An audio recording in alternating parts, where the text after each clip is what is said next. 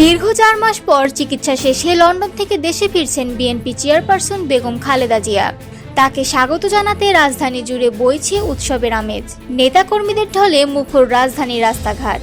আজ মঙ্গলবার সকাল 10টার দিকে হযরত শাহজালাল আন্তর্জাতিক বিমানবন্দরে অবতরণ করবে কাতারের আমিরের পাঠানো বিশেষ এয়ার অ্যাম্বুলেন্স।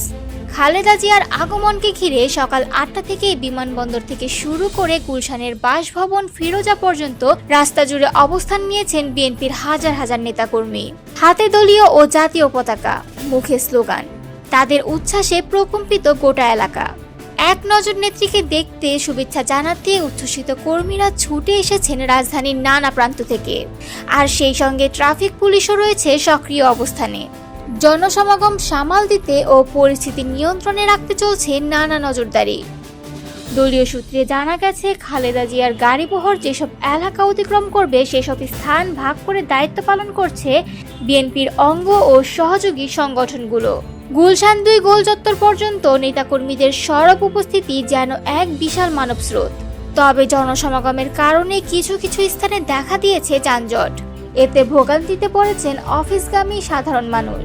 তবে পরিস্থিতি স্বাভাবিক রাখতে চেষ্টা করছে পুলিশ প্রশাসন। উল্লেখ্য, চলতি বছরের 8 জানুয়ারি উন্নত চিকিৎসার জন্য যুক্তরাজ্যে গিয়েছিলেন খালেদা জিয়া। লন্ডনের একটি ক্লিনিকে চিকিৎসাধীন ছিলেন তিনি। তার অসুস্থতার খবর জানার পর কাতারের আমির Sheikh Tamim bin Hamad Al Thani নিজ উদ্যোগে এয়ার অ্যাম্বুলেন্স পাঠান। সেই বিমানেই আজ আবার নিজের মাটিতে ফিরছেন।